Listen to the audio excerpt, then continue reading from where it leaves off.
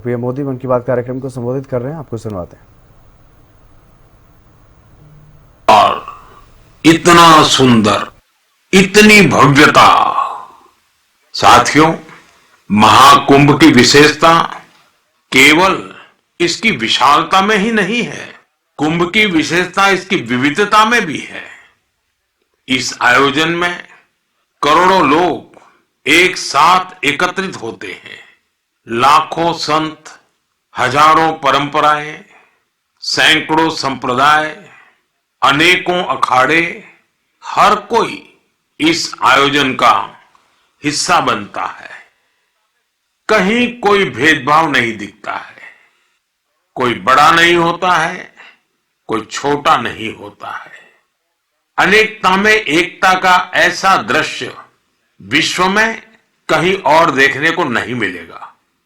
इसलिए हमारा कुंभ एकता का महाकुंभ भी होता है। इस बार का महाकुंभ भी एकता के महाकुंभ के मंत्र को सशक्त करेगा। मैं आप सबसे कहूंगा, जब हम कुंभ में शामिल हो तो एकता के इस संकल्प को अपने साथ लेकर वापस आए। हम समाज में विभाजन और विद्वेष के भाव को नष्ट करने का संकल्प भी लें। अगर कम शब्दों में मुझे कहना है तो मैं कहूंगा, महाकुंभ का संदेश, एक हो पूरा देश। महाकुंभ का संदेश, एक हो पूरा देश। और अगर दूसरे तरीके से कहना है तो मैं कहूंगा, गंगा की अविरल धारा, न बटे समाज हमारा। गंगा की अविरल धारा, न बटे समाज हमारा। साथियों, इस बार प्रयागराज में देश और दुनिया के श्रद्धालु डिजिटल महाकुंभ के भी साक्षी बनेंगे। डिजिटल नेविगेशन की मदद से आपको अलग अलग घाट, मंदिर, साधुओं के अखाड़ों तक पहुंचने का रास्ता मिलेगा। यही नेविगेशन सिस्टम आपको पार्किंग तक पहुंचने में भी मदद करेगा। पहली बार कुंभ आयोजन में एआई चैटबॉट का प्रयोग होगा। एआई चैटबॉट के माध्यम से 11 भारतीय भाषाओं में कुंभ से जुड़ी हर तरह की जानकारी हासिल की जा सकेगी। इस चैटबॉट से कोई भी टेक्स्ट टाइप करके या बोलकर किसी भी तरह की मदद मांग सकता है। पूरा मेला क्षेत्र को एआई पावर्ड कैमरा से कवर किया जा रहा है। कुंभ में अगर कोई अपने परिचित से बिछड़ जाएगा तो इन कैमरों से उन्हें खोजने में भी मदद मिलेगी। श्रद्धालुओं को digital lost and found centre की सुविधा भी मिलेगी। श्रद्धालुओं को मोबाइल पर गवर्नमेंट अप्रूव्ड टूर पैकेजेस, ठहरने की जगह और होम स्टे के बारे में भी जानकारी दी जाएगी। आप भी महाकुंभ में जाएं तो इन सुविधाओं का लाभ अवश्य उठाएं। और हाँ, हैशटैग एकता का महाकुंभ के साथ अपनी सेल्फी जरूर अपलोड करिएगा। साथियों, मन की बात यानी MKB में अब बात KTB की। जो बड़े बुजुर्ग हैं, उनमें से बहुत से लोगों को KTB के बारे में पता नहीं होगा। लेकिन जरा बच्चों से पूछिए, KTB उनके बीच बहुत ही सुपरहिट है। KTB यानी क्रश, त्रुश और बाल्टी बॉय। आपको शायद पता होगा, बच्चों की पसंदीदा एनिमेशन सीरीज, और उसका नाम है KTB भारत है हम। और अब इसका दूसरा सीजन भी आ गया है। ये 3 एनिमेशन कैरेक्टर हमें भारतीय स्वतंत्रता संग्राम के उन नायक नायिकाओं के बारे में बताते हैं जिनकी ज्यादा चर्चा नहीं होती। हाल ही में इसका सीजन 2 बड़े ही खास अंदाज में international film festival of India Goa में लॉन्च हुआ। सबसे शानदार बात यह है कि ये सीरीज न सिर्फ भारत की कई भाषाओं में बल्कि विदेशी भाषाओं में भी प्रसारित होती है। इसे दूरदर्शन के साथ साथ अन्य ओटीटी प्लेटफॉर्म पर भी देखा जा सकता है। साथियों, हमारी एनिमेशन फिल्मों की, रेगुलर फिल्मों की, टीवी सीरियल्स की पॉपुलैरिटी दिखाती है कि भारत की क्रिएटिव इंडस्ट्री में कितनी क्षमता है। यह इंडस्ट्री न सिर्फ देश की प्रगति में बड़ा योगदान दे रही है, बल्कि हमारी इकोनॉमी को भी नई ऊंचाइयों पर ले जा रही है। हमारी फिल्म एंड एंटरटेनमेंट इंडस्ट्री बहुत विशाल है। देश की कितनी ही भाषाओं में फिल्में बनती हैं, क्रिएटिव कंटेंट बनता है। मैं अपनी फिल्म और एंटरटेनमेंट इंडस्ट्री को इसलिए भी बधाई देता हूं क्योंकि उसने एक भारत श्रेष्ठ भारत के भाव को सशक्त किया है। साथियों, वर्ष 2024 में हम फिल्म जगत की कई महान हस्तियों की 100वीं जयंती मना रहे हैं। इन विभूतियों ने भारतीय सिनेमा को विश्व स्तर पर पहचान दिलाई। राज कपूर जी ने फिल्मों के माध्यम से दुनिया को भारत के सॉफ्ट पावर से परिचित कराया। रफी साहब की आवाज में वो जादू था जो हर दिल को छू लेता था। उनकी आवाज अद्भुत थी। भक्ति गीत हो या रोमांटिक सॉन्ग्स, दर्द भरे गाने हो, हर इमोशन को उन्होंने अपनी आवाज से जीवंत कर दिया। एक कलाकार के रूप में उनकी महानता का अंदाजा इसी से लगाया जा सकता है कि आज भी युवा पीढ़ी उनके गानों को उतनी ही शिद्दत से सुनती है। यही तो है टाइमलेस आर्ट की पहचान। अक्कीनेनी नागेश्वर राव गारू ने तेलुगु सिनेमा को नई ऊंचाइयों तक पहुंचाया है। उनकी फिल्मों ने भारतीय परंपराओं और मूल्यों को बखूबी प्रस्तुत किया। तपन सिन्हा जी की फिल्मों ने समाज को एक नई दृष्टि दी। उनकी फिल्मों में सामाजिक चेतना और राष्ट्रीय एकता का संदेश रहता था। हमारी पूरी फिल्म इंडस्ट्री के लिए इन हस्तियों का जीवन प्रेरणा जैसा है। साथियों, मैं आपको एक और खुशखबरी देना चाहता हूं। भारत की क्रिएटिव टैलेंट को दुनिया के सामने रखने का एक बहुत बड़ा अवसर आ रहा है। अगले साल हमारे देश में पहली बार world audio visual entertainment summit यानी वेव्स समिट का आयोजन होने वाला है।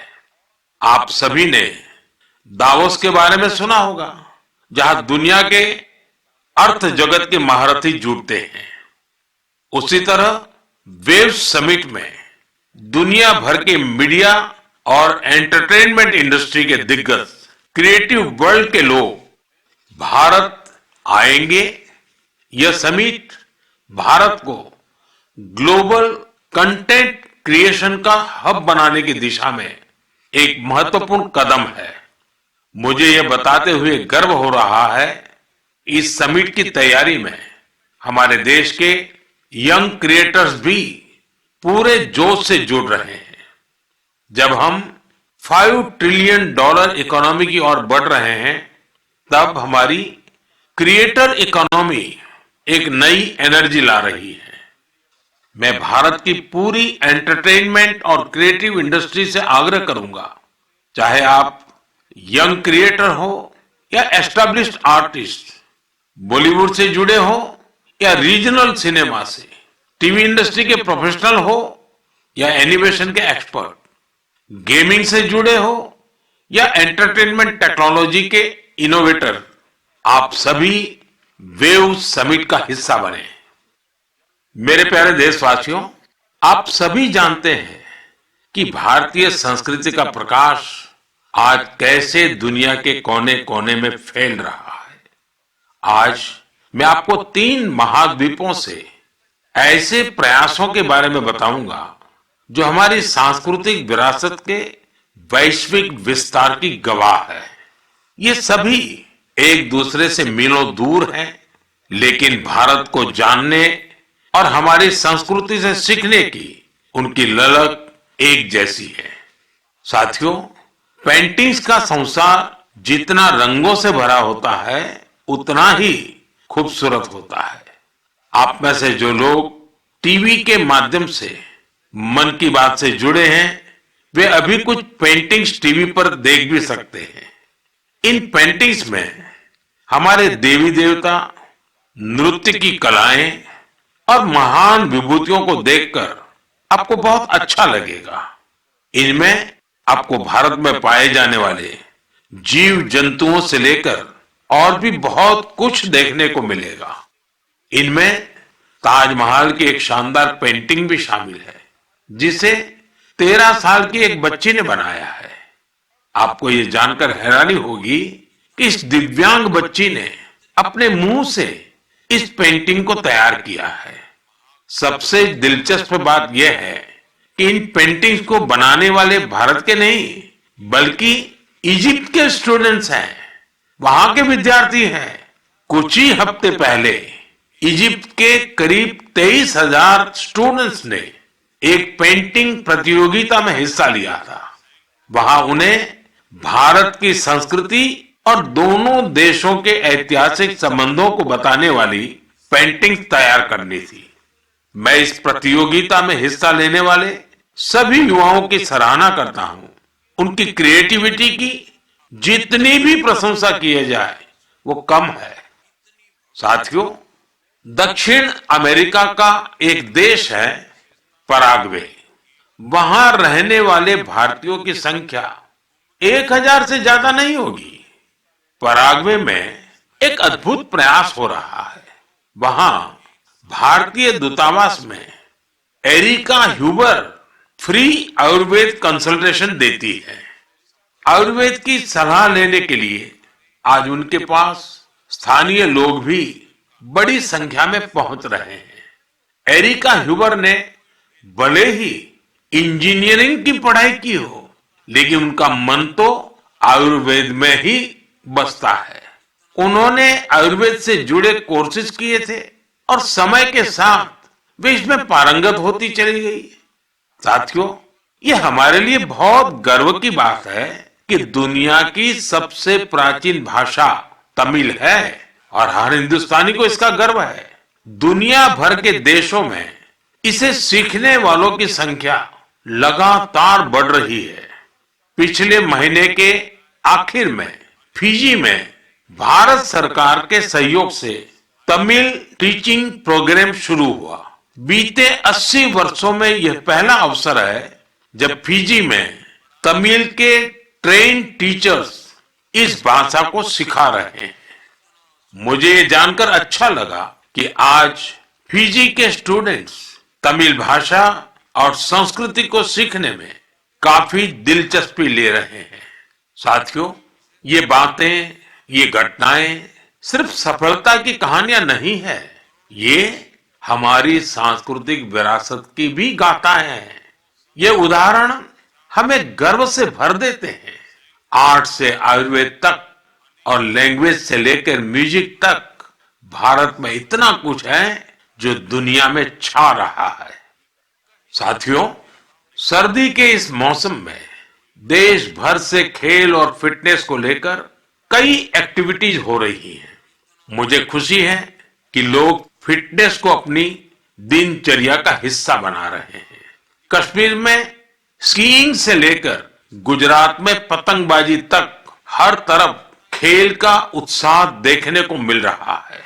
संडे ऑन साइकिल और साइकिलिंग ट्यूसडे जैसे अभियानों से साइकिलिंग को बढ़ावा मिल रहा है। साथियों, अब मैं आपको एक ऐसी अनोखी बात बताना चाहता हूं जो हमारे देश में आ रहे बदलाव और युवा साथियों के जोश और जज्बे का प्रतीक है।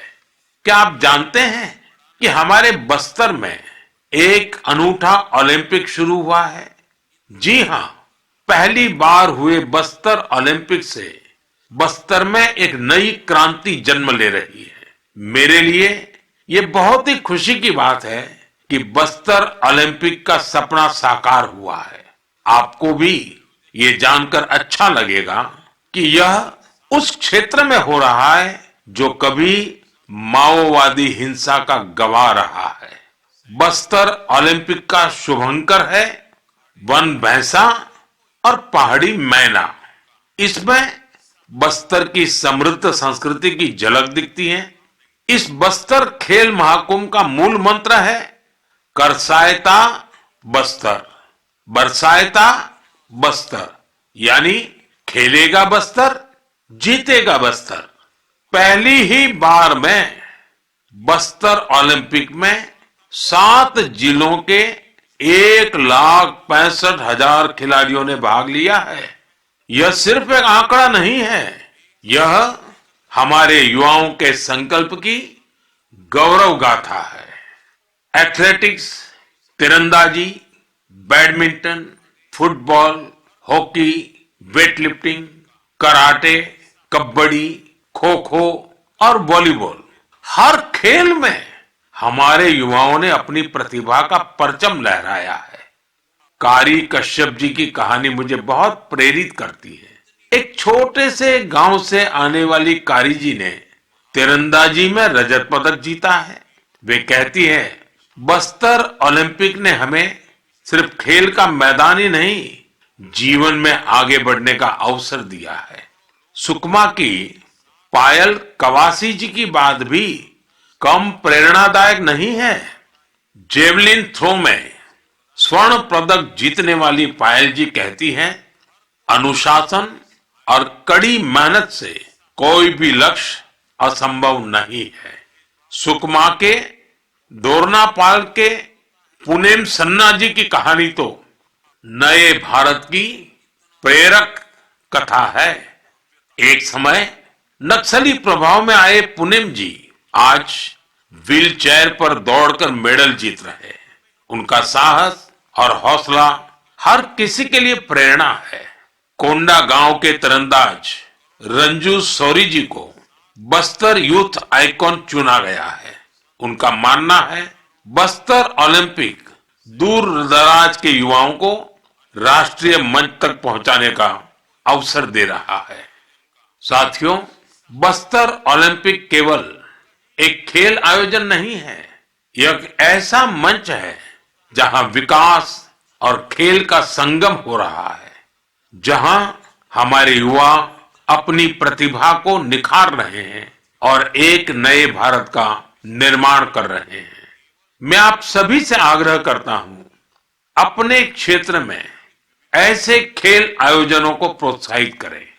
हैशटैग खेलेगा भारत, जीतेगा भारत के साथ अपने क्षेत्र की खेल प्रतिभाओं की कहानियां साझा करें। स्थानीय खेल प्रतिभाओं को आगे बढ़ने का अवसर दें। याद रखिए, खेल से न केवल शारीरिक विकास होता है, बल्कि ये स्पोर्ट्समैन स्पिरिट से समाज को जोड़ने का भी एक सशक्त माध्यम है। तो खूब खेलिए, खूब खेलिए। मेरे प्यारे देशवासियों, भारत की 2 बड़ी उपलब्धियां आज विश्व का ध्यान आकर्षित कर रही है। इन्हें सुनकर आपको भी गर्व महसूस होगा। ये दोनों सफलताएं स्वास्थ्य के क्षेत्र में मिली हैं। पहली उपलब्धि मिली है मलेरिया से लड़ाई में। मलेरिया की बीमारी 4000 वर्षों से मानवता के लिए एक बड़ी चुनौती रही है। आजादी के समय भी यह हमारी सबसे बड़ी स्वास्थ्य चुनौतियों में से एक थी। 1 महीने से लेकर 5 साल तक के बच्चों की जान लेने वाली सभी संक्रामक बीमारियों में मलेरिया का तीसरा स्थान है। आज मैं संतोष से कह सकता हूं कि देशवासियों ने मिलकर इस चुनौती का दृढ़ता से मुकाबला किया है। विश्व स्वास्थ्य संगठन WHO की रिपोर्ट कहती है, भारत में 2015 से 2023 के बीच मलेरिया के मामलों और इससे होने वाली मौतों में 80% की कमी आई है। यह कोई छोटी उपलब्धि नहीं है। सबसे सुखद बात यह है, यह सफलता जन जन की भागीदारी से मिली है। भारत के कोने कोने से, हर जिले से, हर कोई इस अभियान का हिस्सा बना है। असम में जोरहाट के चाय बागानों में मलेरिया 4 साल पहले तक लोगों की चिंता की एक बड़ी वजह बना हुआ था, लेकिन जब इसके उन्मूलन के लिए चाय बागान में रहने वाले एकजुट हुए तो इसमें काफी हद तक सफलता मिलने लगी। अपने इस प्रयास में उन्होंने टेक्नोलॉजी के साथ साथ सोशल मीडिया का भी भरपूर इस्तेमाल किया है। इसी तरह हरियाणा के कुरुक्षेत्र जिले ने मलेरिया पर नियंत्रण के लिए बड़ा अच्छा मॉडल पेश किया। यहाँ मलेरिया की मॉनिटरिंग के लिए जन भागीदारी काफी सफल रही है। नुक्कड़ नाटक और रेडियो के जरिए ऐसे संदेशों पर जोर दिया गया जिससे मच्छरों की ब्रीडिंग कम करने में काफी मदद मिली है। देश भर में ऐसे प्रयासों से ही हम मलेरिया के खिलाफ जंग को और तेजी से आगे बढ़ा पाए हैं। साथियों, अपनी जागरूकता और संकल्प शक्ति से हम क्या कुछ हासिल कर सकते हैं, इसका दूसरा उदाहरण है कैंसर से लड़ाई। दुनिया के मशहूर मेडिकल जर्नल लैंसेट की स्टडी वाकई बहुत उम्मीद बढ़ाने वाली है। इस जर्नल के मुताबिक अब भारत में समय पर कैंसर का इलाज शुरू होने की संभावना काफी बढ़ गई है। समय पर इलाज का मतलब है कैंसर मरीज का ट्रीटमेंट 30 दिनों के भीतर ही शुरू हो जाना, और इसमें बड़ी भूमिका निभाई है आयुष्मान भारत योजना ने। इस योजना की वजह से कैंसर के 90% मरीज समय पर अपना इलाज शुरू करा पाए हैं। ऐसा इसलिए हुआ है क्योंकि पहले पैसे के अभाव में गरीब मरीज कैंसर की जांच में, उसके इलाज से कतराते थे। अब आयुष्मान भारत योजना उनके लिए बड़ा संबल बनी है। अब वो आगे बढ़कर अपना इलाज कराने के लिए आ रहे हैं। आयुष्मान भारत योजना ने कैंसर के इलाज में आने वाली पैसों की परेशानी को काफी हद तक कम किया है। अच्छा ये भी है कि आज समय पर कैंसर के इलाज को लेकर लोग पहले से कहीं अधिक जागरूक हुए हैं। यह उपलब्धि जितनी हमारे हेल्थ केयर सिस्टम की है, डॉक्टरों, नर्सों और टेक्निकल स्टाफ की है, उतनी ही आप सभी मेरे नागरिक भाई बहनों की भी है। सबके प्रयास से कैंसर को हराने का संकल्प और मजबूत हुआ है। इस सफलता का क्रेडिट उन सभी को जाता है जिन्होंने जागरूकता फैलाने में अपना अहम योगदान दिया है। कैंसर से मुकाबले के लिए एक ही मंत्र है, अवेयरनेस, एक्शन और एश्योरेंस।